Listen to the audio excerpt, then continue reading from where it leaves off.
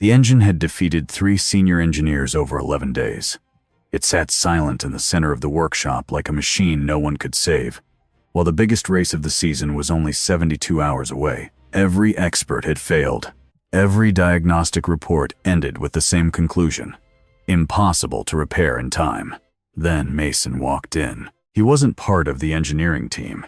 He wasn't assigned to the project. He didn't even have permission to touch the car. He was only a quiet maintenance mechanic, a single father who worked long hours just to provide for his 6-year-old daughter. Yet, in the middle of the night, when everyone else had gone home, he sat beside the broken engine, listened carefully, and repaired it in only 8 hours. The next morning, instead of thanking him, CEO Evelyn Vance called him into her office and fired him for unauthorized interference with company property. She believed she was protecting the company. She had no idea she had just dismissed the man who had designed that very engine years earlier. What follows is a story about hidden talent, quiet integrity, and the cost of judging someone by their job title instead of their true value. Stay until the end to discover how one forgotten engineer changed an entire company's future without asking for recognition. Mason's apartment reflected the kind of life he had chosen to live. It was small, clean, and organized with quiet discipline rather than comfort. Almost nothing inside was unnecessary. His 6-year-old daughter, Luna, was already used to a simple morning routine. Sitting at the kitchen table with her favorite stuffed bear beside her, she looked up at her father and asked, "Are you coming home early today?" Mason paused before answering, just as he always did. "I'll try." It wasn't a promise. It was simply the most honest answer he could give. Luna accepted it with a smile because she trusted him completely. Before leaving, Mason knelt to tie her shoes, making sure they were secure before walking her to the neighbor who watched her during the day. Every morning began the same way. Every day, he left home carrying the quiet determination of a father doing everything he could to provide a better future for his daughter. Vortex Motorsport occupied 4 city blocks on the east side of the industrial district. Founded by the late Richard Vance, the company had grown into one of the country's most respected racing manufacturers. After Richard's death 18 months earlier, leadership had passed to his 28-year-old daughter, Evelyn Vance. Although intelligent and determined, she was still learning how to lead a company where every important decision carried enormous consequences. Mason had joined Vortex only 3 months earlier. According to his personnel file, he was nothing more than a general maintenance mechanic, with several years of experience working in small garages. There were no prestigious degrees, no remarkable achievements, and no indication that he possessed knowledge beyond routine mechanical work. His application appeared ordinary, and no one questioned it after it had been approved. He was assigned to the lowest workshop in the building, a place most experienced mechanics tried to leave as quickly as possible. Mason never complained. He quietly completed every task given to him, and rarely spoke unless someone asked about a mechanical problem. To everyone around him, he was simply the quiet mechanic from the lower level. Yet there was something unusual about him. Whenever he walked past one of the race cars, he often paused for a brief moment, resting a hand lightly against the bodywork, as though recognizing something familiar. None of his coworkers understood why, and none of them thought enough about it to ask. The crisis began on a Monday morning. The company's newest GT7 race engine had developed a failure, unlike anything the engineering department had encountered before. 3 senior engineers spent days trying to identify the problem. Outside specialists were brought in, but they also failed. Every diagnostic report ended without an answer. As the biggest race of the season approached, concern spread throughout the company. An emergency meeting was called. Chief Operating Officer Cameron presented only 2 possible solutions. Either Vortex would withdraw from the race, or they would replace the entire vehicle. Both options would damage the company's reputation. Evelyn listened quietly before giving her answer. Neither. She refused to accept failure, but no one in the room could explain how the engine could be repaired. Far below the conference room, Mason overheard parts of the discussion through the workshop ventilation system while taking a short break. He remained silent for a long time after the meeting ended. Finally, almost to himself, he whispered, "Tertiary pressure valve. Secondary seal ring." No one heard him. That evening, after returning home, Mason spent time with Luna, as he always did. While reading one of her favorite books about machines, she looked up and asked an innocent question. "Why do gears need each other?" Mason smiled gently. "Because alone, a gear is just metal. When they work together, they create motion." Luna seemed satisfied with the answer. Within minutes, she fell asleep. Mason remained beside her until she was resting peacefully. Then he carried the book to the kitchen table, turned to a blank page, and began drawing. His pencil moved with complete confidence. The lines were precise, technical, and exact, as though he wasn't creating something new but remembering something he had known for years. He worked late into the night without hesitation. At 2 o'clock in the morning, Mason quietly left his apartment and drove back to Vortex Motorsport. His maintenance access card allowed him into the building during the overnight shift. Without attracting attention, he walked through the silent facility toward the restricted engineering workshop, where the disabled GT7 waited behind yellow warning tape marked "Engineers Only." Mason never slowed down.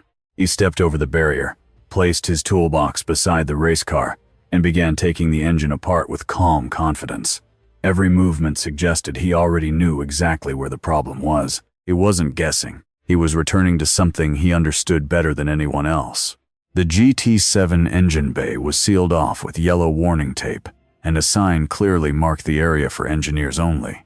Mason stepped over the barrier without hesitation. He set his standard toolbox on the floor beside the car and began working with the calm confidence of someone who already understood the machine in front of him. He didn't search for the problem. He went directly to it. Instead of following the current maintenance procedure, Mason disassembled the engine in an order no one else at Vortex still used. The company's repair manuals had been revised over the years, but he worked from something far older, his own memory. Piece by piece, the engine came apart exactly as he expected. Hidden inside the tertiary pressure assembly, he found the tiny secondary seal ring that everyone else had overlooked. It was such a small component that it no longer appeared in the company's official documentation. Years earlier, it had been added during the original development of the engine, but was never carried into later revisions of the design files. Mason quietly replaced the damaged seal with the compatible component, carefully reassembled the housing, and completed a manual pressure test using the old analog gauge mounted on the workshop wall. When every reading matched perfectly, he restarted the engine. At 6:47 the following morning, the GT7 came to life. The idle was smooth. Pressure levels were exactly where they should be. The engine sounded as though nothing had ever been wrong. Mason packed away his tools, cleaned his hands, and returned to the lower workshop before the rest of the company arrived. By the time his shift officially began, he was already working as if the night had never happened. A short time later, Dominic entered the workshop. The veteran workshop chief looked across at Mason before turning his attention to the repaired GT7. He studied the engine, then looked back at Mason again. Neither man spoke. A small nod passed between them. It was enough. Dominic quietly walked away. At 7:30, Isaac and the engineering team began running a complete diagnostic inspection. Every pressure reading fell within specification. Fuel delivery was even more stable than during previous factory tests. The engineers checked the data repeatedly, unable to explain how an engine that had defeated every specialist only hours earlier was now operating perfectly. No one knew who had repaired it. Cameron, however, already had the answer. Working late the previous night, he had reviewed the building's security footage and watched Mason enter the restricted workshop. He also examined the electronic access records, confirming that the maintenance mechanic from the lower level had spent hours inside the GT7 bay. Instead of reporting that the engine had been successfully repaired, Cameron carefully organized only the evidence showing unauthorized access. He deliberately ignored the successful diagnostic results and prepared a report focused entirely on company policy. The following morning, he entered Evelyn's office, carrying the security footage. "We have an internal security issue," he said calmly.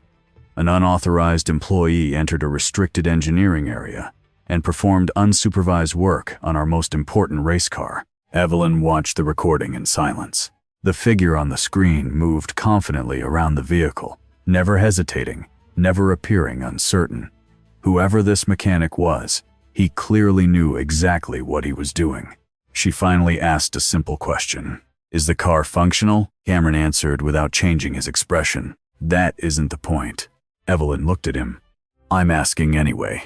After a brief pause, Cameron admitted the engine was running again, but immediately shifted the discussion back to company regulations.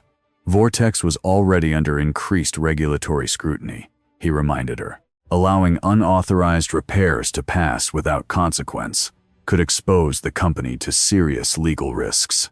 Everything he said was technically correct. Still learning to balance leadership with responsibility, Evelyn accepted his recommendation. She signed the termination notice. Later that morning, Mason was called into her office.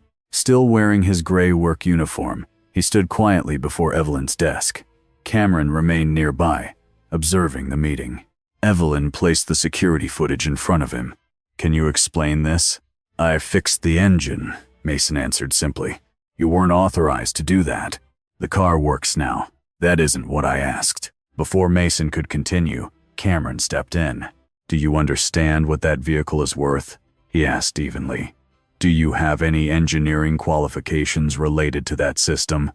What gave you the authority to interfere with company property?" Mason ignored Cameron completely. He kept his eyes on Evelyn. "Do you want the car to run?" he asked quietly.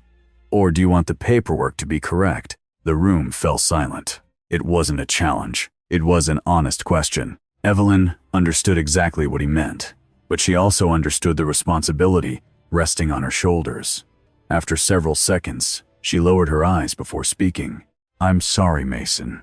You violated company safety procedures and acted outside the responsibilities of your position. Your employment is terminated effective today." Mason remained silent. He accepted the decision without argument. Slowly, he buttoned the top button of his work shirt before looking at Evelyn one last time. "Before the GT7 races this weekend," he said calmly, "read the original design drawings, not the current version. If the company still has them." Without waiting for a response, he turned and walked out of the office. Cameron watched the door close. From the office window, the repaired GT7 rested quietly inside the workshop below, its engine running exactly as it had been designed to run. Evelyn remained standing for several moments after Mason left. She told herself she was thinking about company policy, but in truth, she couldn't stop thinking about the way he had emphasized one word. The original? Mason picked Luna up from the neighbor's apartment that afternoon. She looked surprised to see him home so early. "You're early," she said. "I don't have work anymore," Mason replied. Luna looked at him for a moment before asking the only question that mattered to her. "Are you sad?" Mason crouched to meet her eyes. "No, we're just going to find something new." She accepted the answer without hesitation and returned to her drawing, while Mason quietly prepared dinner. That evening passed, as every other evening had. They ate together. He read her a bedtime story, and after she had fallen asleep, he picked up his phone and called Dominic. "I knew you'd call eventually," Dominic said after answering. "The car told on you." A few days later, the race weekend arrived. The GT7 completed every lap without a single mechanical issue and finished second, giving Vortex Motorsport its best result in nearly a decade. Around the pit lane, engineers celebrated, cameras flashed, and everyone praised the team's achievement. Only Evelyn found herself unable to enjoy the victory. She kept thinking about Mason's final words, the original design drawings. Something about the way he had said those words refused to leave her mind.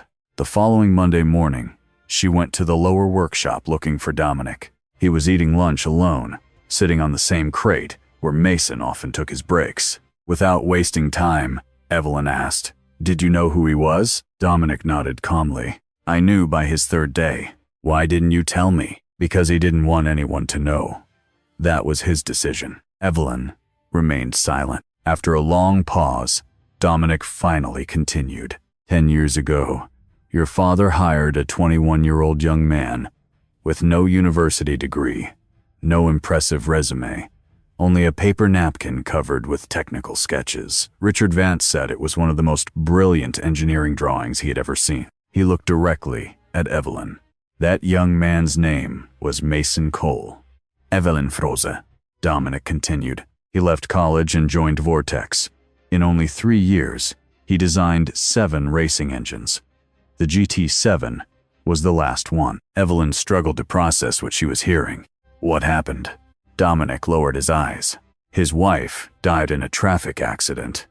His daughter wasn't even 1 year old. Everything suddenly made sense. Mason disappeared after that. He left the company without asking for recognition, leaving everything behind. And the original drawings? They disappeared too. Dominic didn't say Cameron's name. He didn't need to. The implication was obvious. For several moments, neither of them spoke. Finally, Evelyn asked quietly, "He came back because of the car?" Dominic nodded. He heard the GT7 was having problems. He knew there was one modification inside the tertiary pressure assembly that existed only in the original design. Without someone who knew it was there, the engine would eventually fail. He returned as a maintenance mechanic, not for recognition, Dominic answered, just to be close enough to repair it if it ever needed him. The weight of those words settled heavily over Evelyn. She returned to her office, but couldn't concentrate. Instead, she went to the company's archive room, a place few employees even knew existed. Among boxes of old documents and engineering records, she found a storage cabinet that had belonged to her father. Inside were contracts, correspondence, and, near the bottom, a sealed envelope addressed to Richard Vance. The sender's name read simply, Monsieur Cole. The letter had been mailed 3 months before Richard's death. Evelyn carefully unfolded it. "I heard you aren't well. I don't expect a reply."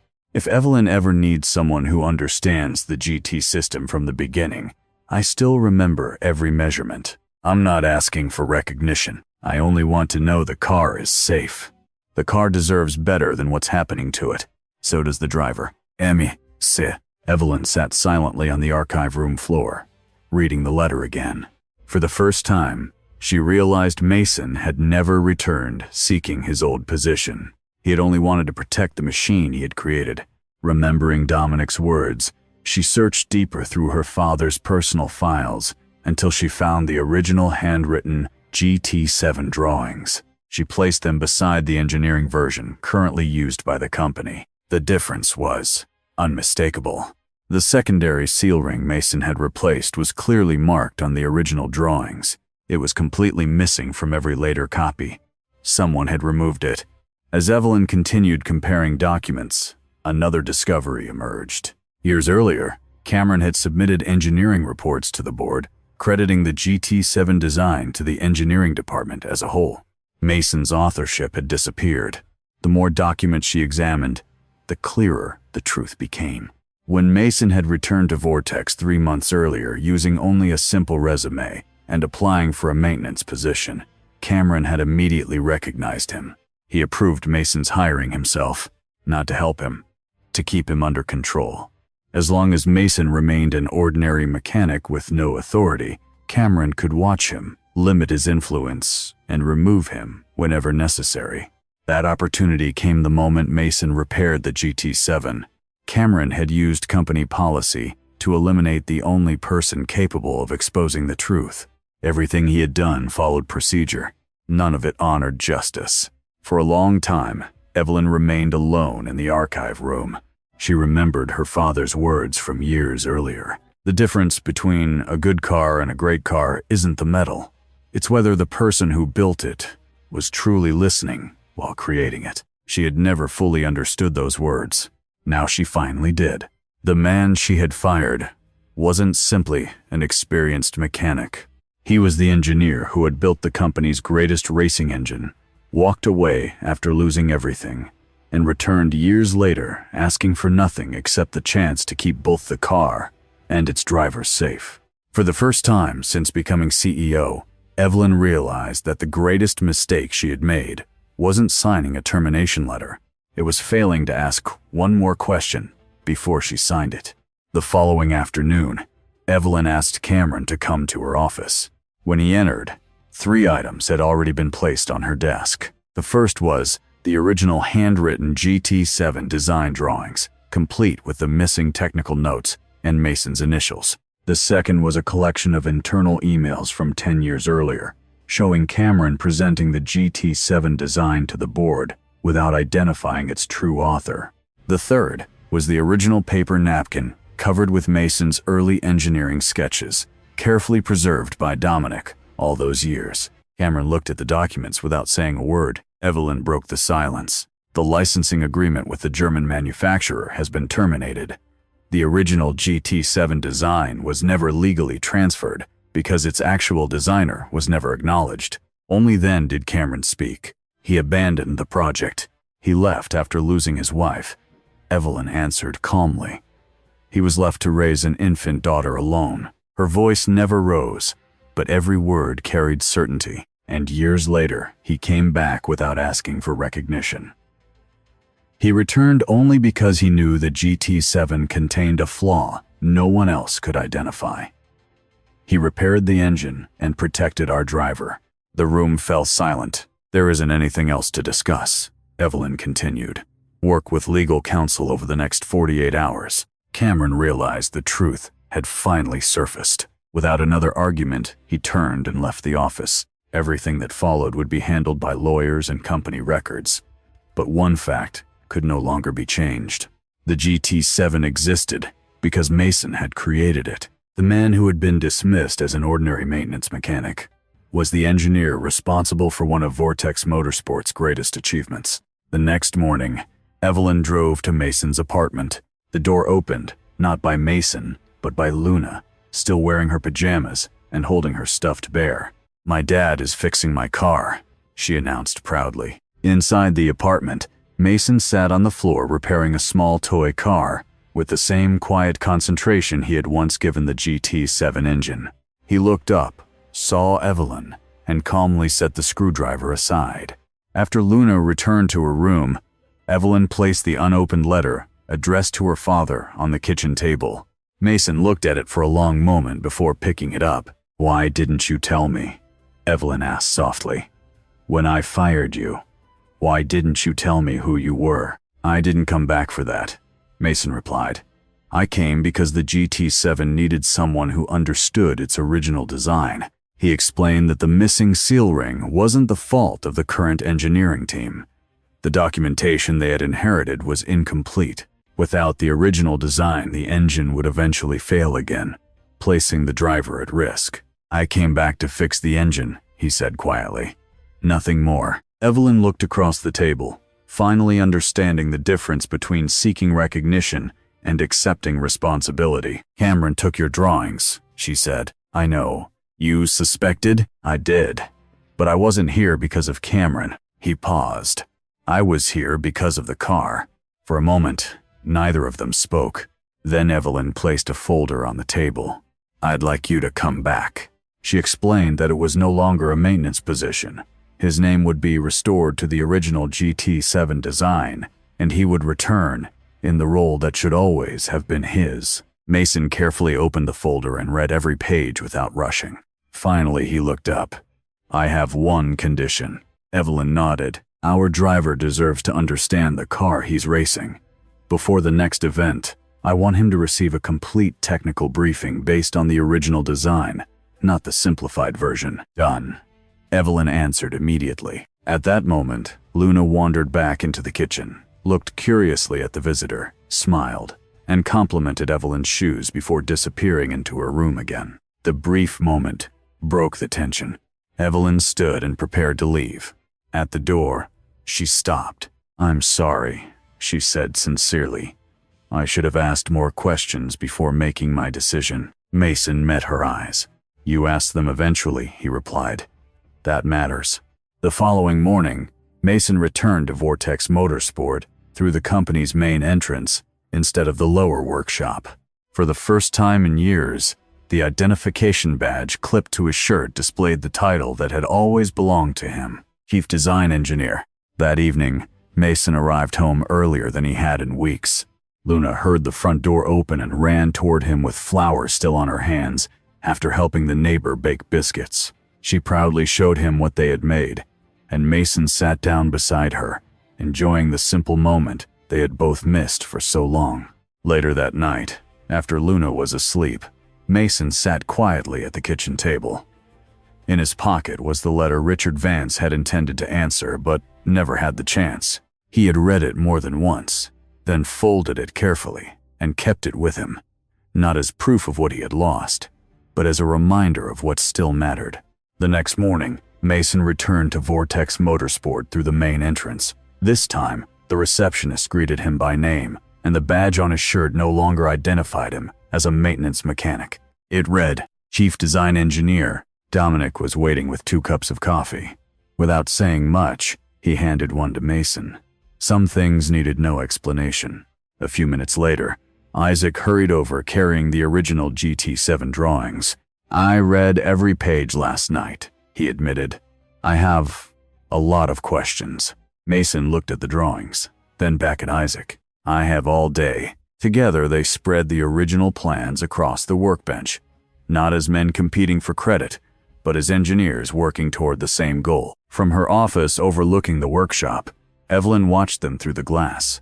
The company had already received an invitation to discuss a new technical partnership after the GT7's impressive performance, but she knew rebuilding the future required more than business opportunities. It required restoring the truth. She replied that Vortex would be ready soon because its design team was finally complete again. Below, the workshop echoed with the familiar sounds of tools, machinery, and engines returning to life. At the center of it all stood Mason, quietly sharing the knowledge he had never tried to claim for himself. The GT7 now ran exactly as it had been designed to run years before, not because technology had changed, but because the right person had finally been given the chance to finish what he started. Sometimes the greatest talent doesn't ask to be recognized. It simply does the right thing, even when no one is watching. And sometimes, the greatest lesson for any leader is not learning how to make the right decision, but learning to ask the right question before making it. If this story inspired you, don't forget to like, subscribe, and join us for more powerful life lesson stories.